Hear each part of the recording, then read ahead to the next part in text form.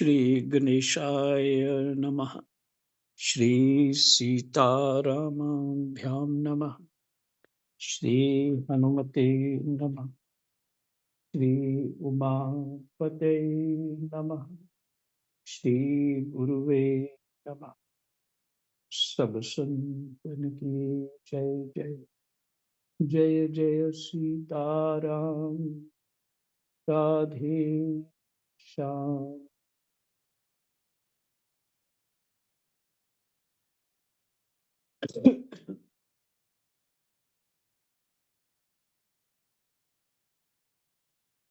कल जो है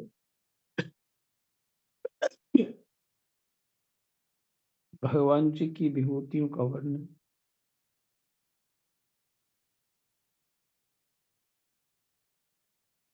ये विभूतियां कहाँ प्रकट हुई? प्रकृति में।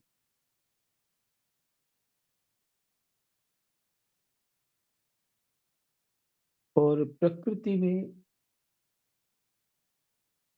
इन सब गुणों को विशेष करके मान लेने से उन उन स्थितियों में, उन उपाधियों में, उन अ, जैसे शब्द कहा, मैं बृहस्पतियों में गुरु में हूं। एक शब्द है, बृहस्पतियों में गुरु में हूं।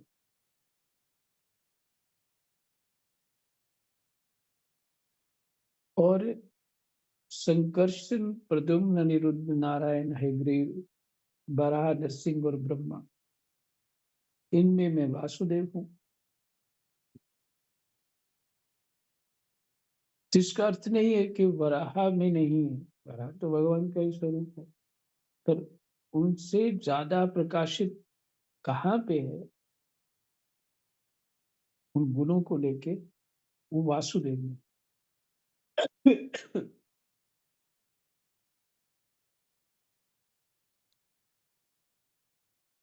तो यहाँ इस भाव से विभूतियों का वर्णन। तो भगवान अंत में कहते हैं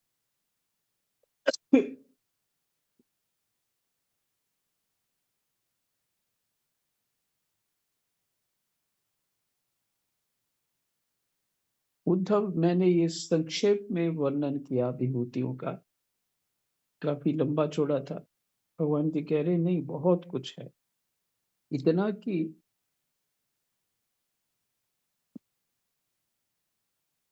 पृथ्वी के कण तो गिन सकते हैं, परंतु मेरी विभूतियों को कोई नहीं गिन सकता।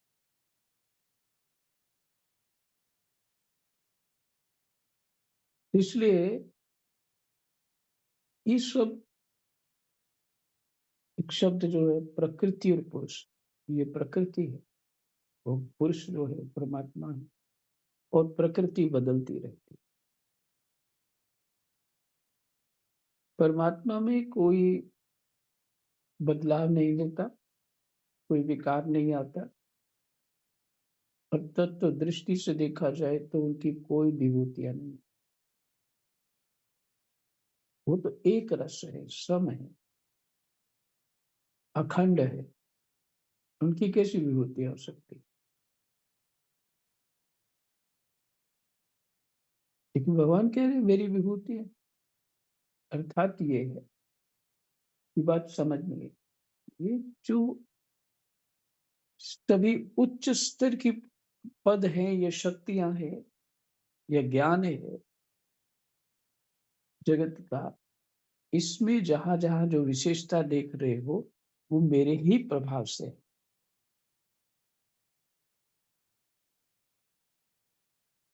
अर्थात भगवान जो करना चाहते हैं वही होता है।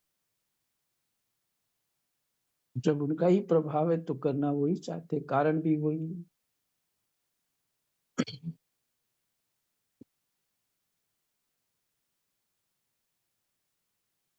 तो ये कहा साथ में कि ये सब परमार्थ वस्तु नहीं है, सत्य वस्तु नहीं है। विभूतियां मनोविकार मात्र।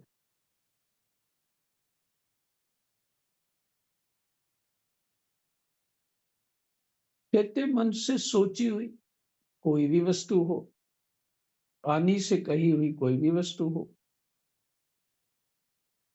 वो वास्तविक नहीं होती, परमार्थ नहीं होती।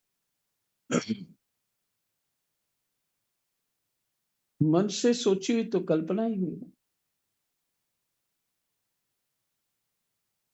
जिसका शरीर जो जिससे वाणी निकलती है वो ही असत्य है, वो ही स्थिर नहीं है। तो वाणी कितना वो होगी, सत्य होगी।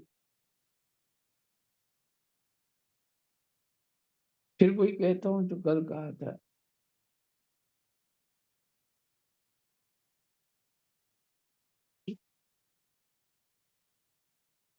भगवान के जो नाम है, जो उनका वांगमय स्वरूप है, जिसे भागवत भी है, तो ये वाणी के द्वारा ही प्रकट होता है।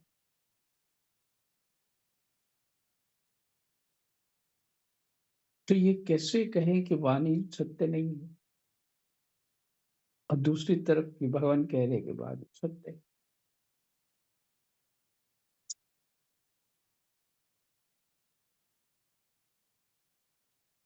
भगवान का सत्य स्वरूप जना करके ये वाणी स्वतः ही लोप हो जाती है। जैसे अज्ञान को ज्ञान से दूर करते हैं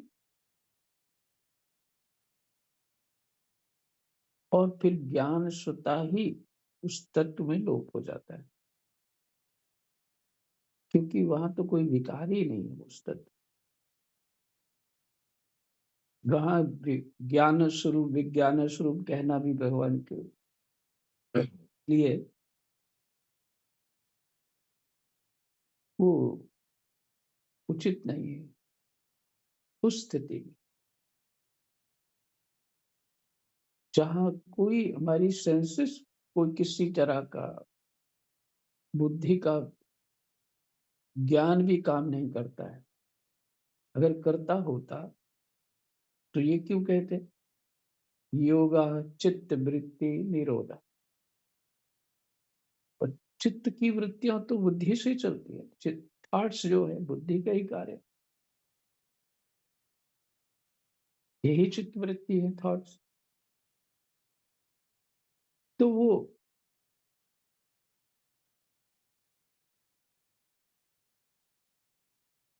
राम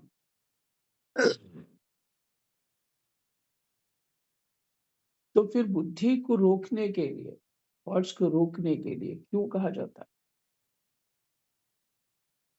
अगर बुद्धि से ही परमात्मा मिल जाए।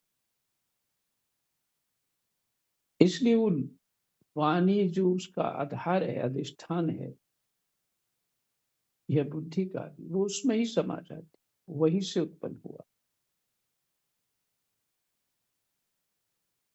तो वो भी सत्य नहीं। भगवान ही सत्य है, परमार्थ है।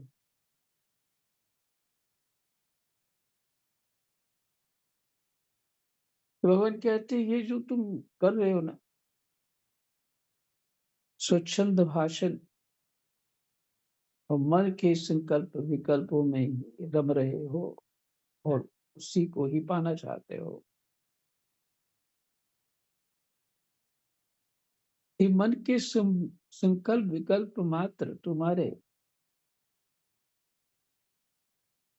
कल्पना है और कुछ नहीं। और कल्पना का कोई आधार नहीं होता है ना, माने वो सत्य तो है नहीं। हो भी जाएगी हमारी इच्छा पूरी तो वो हमारी कल्पना है, फिर क्या होने वाला है, तो भगवान प्रसन्न हो जाएंगे हमारे ऊपर।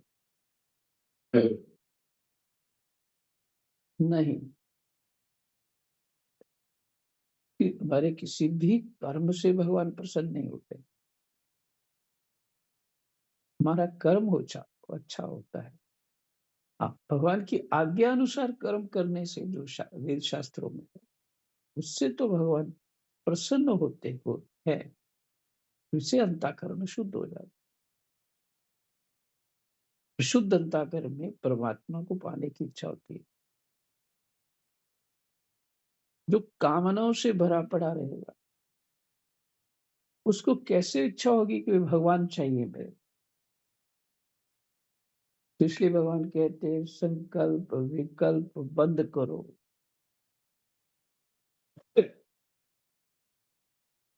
इसके लिए प्राणों को वश में करो। प्राणायाम जो है, उसी से थोड़ा बहुत जानना चाहिए, सीखना चाहिए और उससे बहुत लाभ होता है।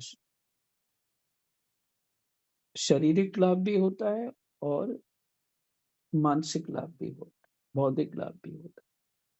गीता जी में है, प्राणायाम समस्त पापों को नष्ट कर देता है।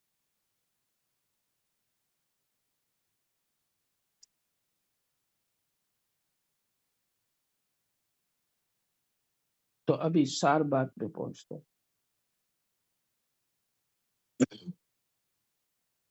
कहते हैं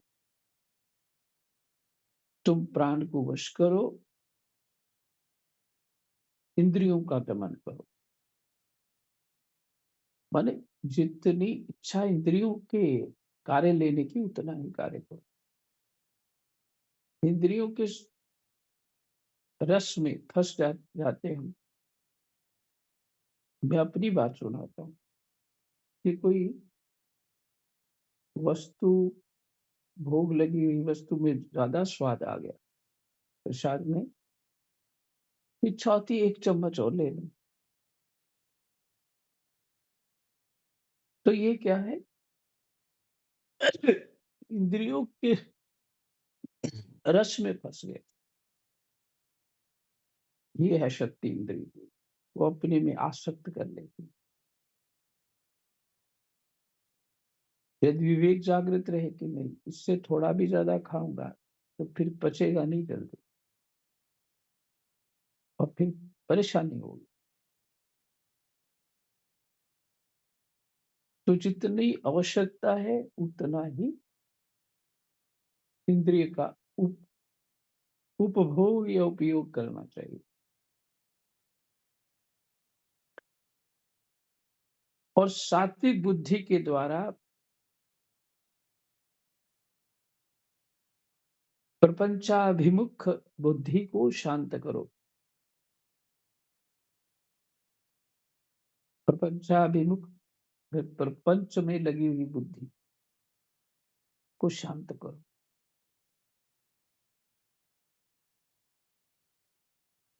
अच्छा, बुद्धि शांत किए बिना काम नहीं होगा जी।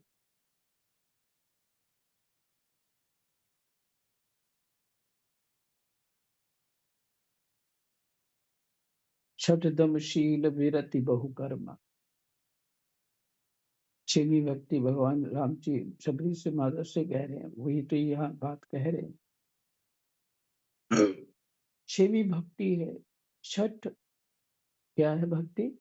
दमशील विरति बहुकर्म। बहुत सारे कर्मों में मत फंसो, चित्त को नचाओ मत।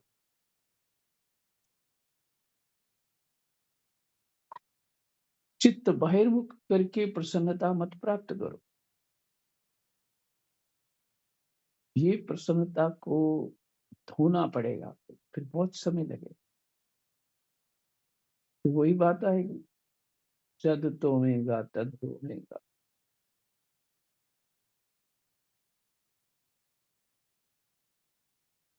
तो चित्त की प्रसन्नता जो प्रपंचाभिमुख होकर के हम करते, बाहर रस ले रहे,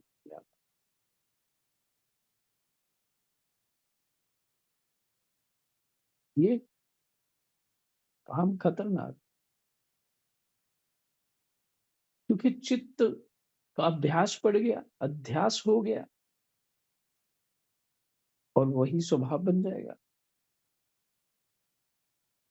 तो चित्त शांत और परमात्मा में रमन कैसे करें?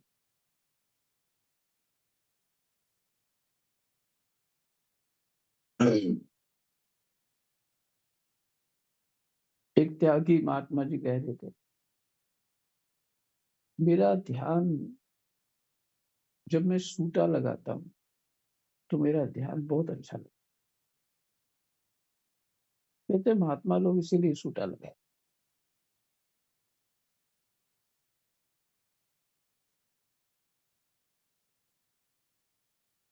तो यही बात कई बार सुन चुका था, मैंने सोचा कि ठीक ही है, गलत नहीं होगी। हुआ ये कि एक ऐसे महात्मा थे जिनसे भजन साधन करते थे, उनसे ऐसी चर्चा हो गई इसी बारे में कि ध्यान अच्छा उनका लगता है, सूटा लगाते हैं ये महात्मा, तो वो गलत थोड़ी है। तो बोले कि जब सूठा नहीं मिलेगा तब ध्यान नहीं लगाएंगे, फिर वो लगेगा भी नहीं। और अभी तो सूटा का ध्यान लगता है, ध्यान नहीं लगता है, सूटे का आनंद आता है।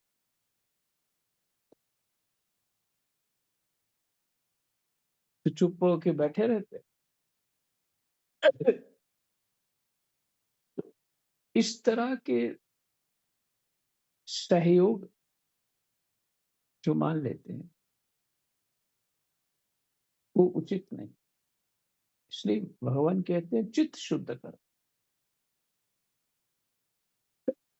जो कहा गया है, आज्ञा दी गई है, उसी के पालन से सही सन्मार्ग प्राप्त होगा और वो जो मार्ग है वहां तक पहुंचा सकेगा। और नहीं तो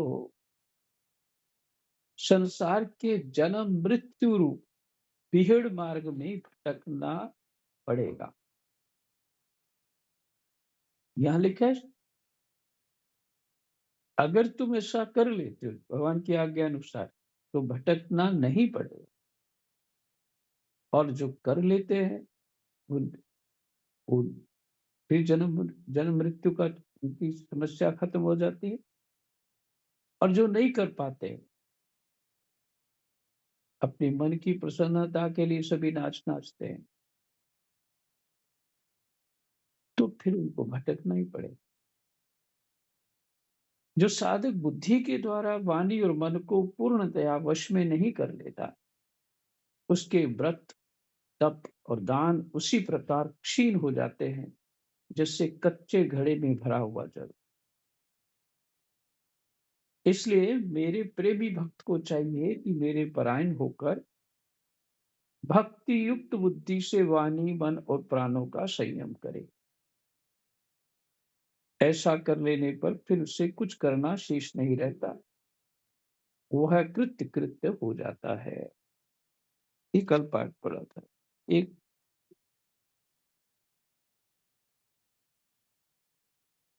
राम राम राम जी, सुन पा रहे हैं मेरे को? हाँ जी महाराज। महाराज जी, महाराज जी, राम राम। राम राम।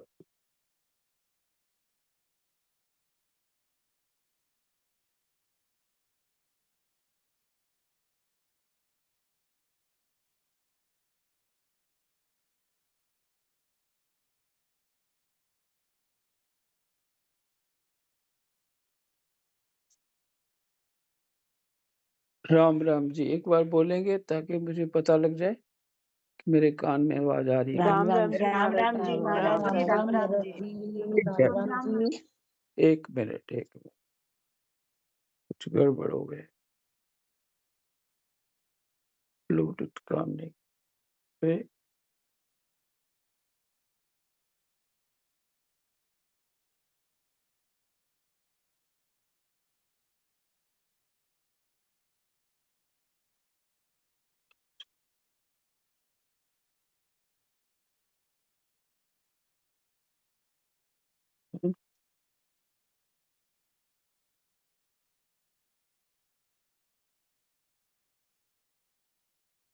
इसमें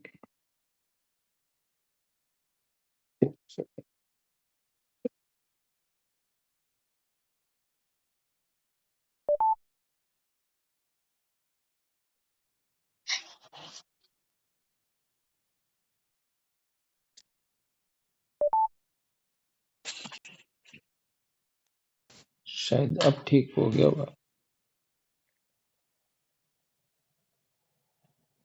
आवाज कम आएगी तो मुझे बता दीजिएगा। महाराज जी बिल्कुल ठीक आ रही है। महाराज जी राम राम जी, बिल्कुल ठीक आ रही है। ठीक है जी। तो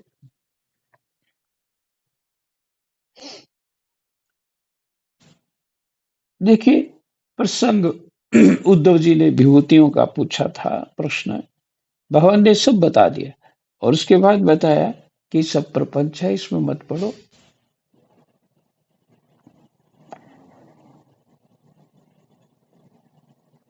इसलिए मेरे प्रेमी भक्त को चाहिए कि मेरे परायण होकर भक्ति युक्त बुद्धि से भक्ति युक्त बुद्धि से वाणी मन और प्राणों का संयम करे। वाणी मन और प्राणों का संयम करे, ये करना है। अपने स्वभाव के अनुसार बहते नहीं रहना है। जो स्वभाव की रुचि है उसी में बहते रहे।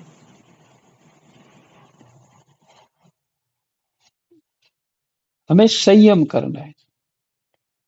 तितिक्षा शब्द आई, एक बात पीछे, तितिक्षा।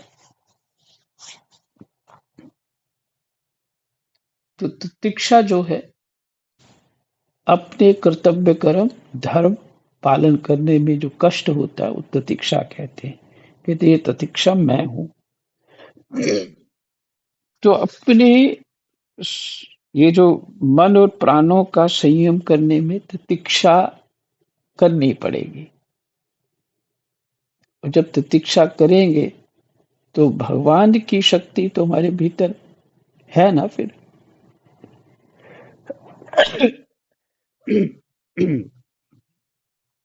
तो इसलिए करना चाहिए। तितिक्षा रूप में भगवान ही प्राप्त होंगे। ये हमारा कल का पाठ हुआ था। उसका सार सोच रहा था कि कुछ कंक्लूजन निकाल के थोड़ा आपको सुना दूं।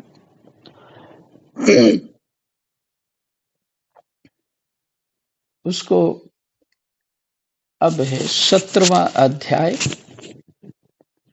एकादश स्कंद, वर्णाश्रम धर्म निरूपण।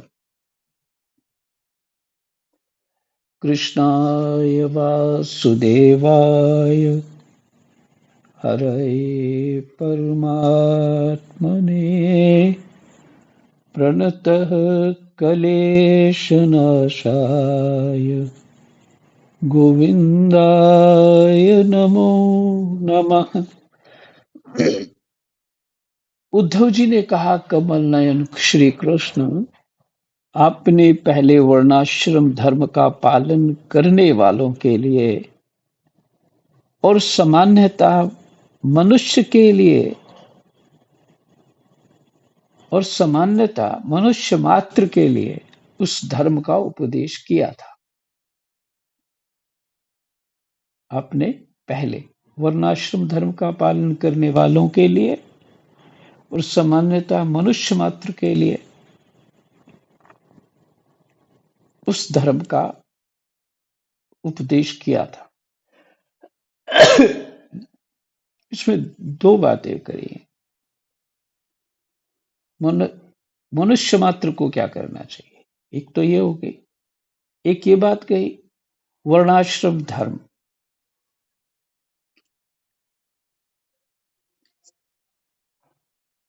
जिसमें 4 तो आश्रम है, वर्ण हो गई जाति।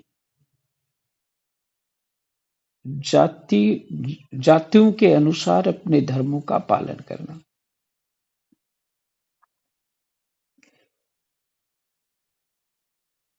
और दूसरा है मनुष्य मात्र को क्या करना चाहिए, जिससे आपकी भक्ति प्राप्त होती है। अब आप कृपा करके यह बतलाइए कि मनुष्य किस प्रकार से अपने धर्म का अनुष्ठान करे, जिससे आपके चरणों में उसे भक्ति प्राप्त हो जाए।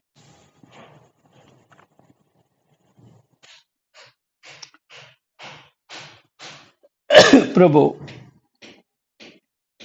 महाबाहु माधव, मुझे आपने हंस रूप से अवतार ग्रहण करके ब्रह्मा जी को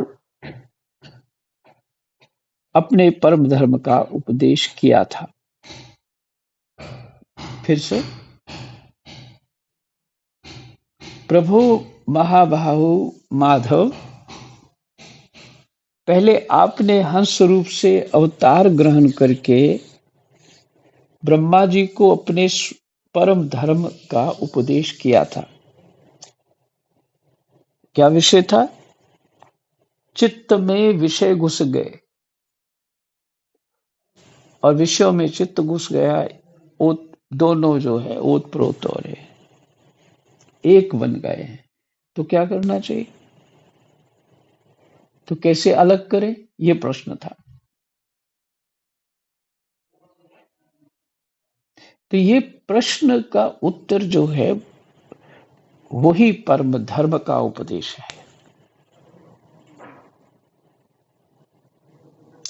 रिपुदमन बहुत समय बीत जाने के कारण वह इस समय मृत्यु लोक में प्रायः नहीं सा रह गया है, क्योंकि आपको उसका उपदेश किए बहुत दिन हो गए हैं। अच्युत, पृथ्वी में तथा ब्रह्मा की उस सभा में भी यहाँ संपूर्ण वेद मूर्तिमान होकर विराजमान रहते हैं।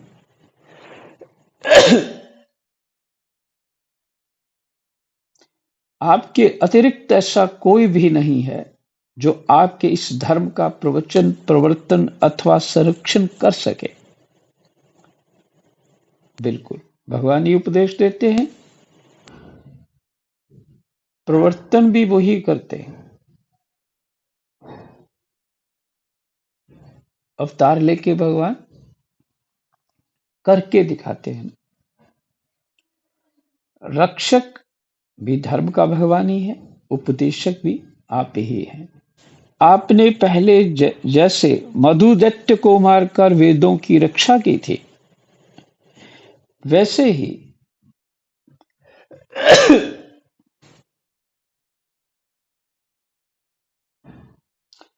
अपने धर्म की भी रक्षा कीजिए। स्वयं प्रकाश परमात्मन, जब आप पृथ्वी तल से अपनी लीला संवरण कर लेंगे, तब तो इस धर्म का लोप ही हो जाएगा।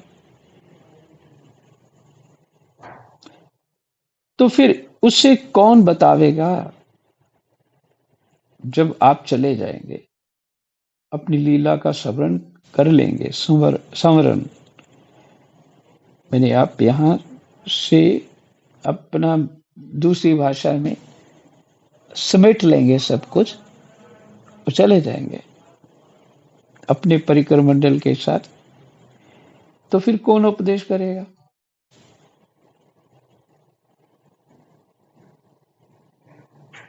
आप समस्त धर्मों के मर्मज्ञ हैं, इसलिए प्रभु आप उस धर्म का वर्णन कीजिए जो आपकी भक्ति प्राप्त कराने वाला है, और यह भी बताइए कि किसके लिए उसका कैसा विधान है।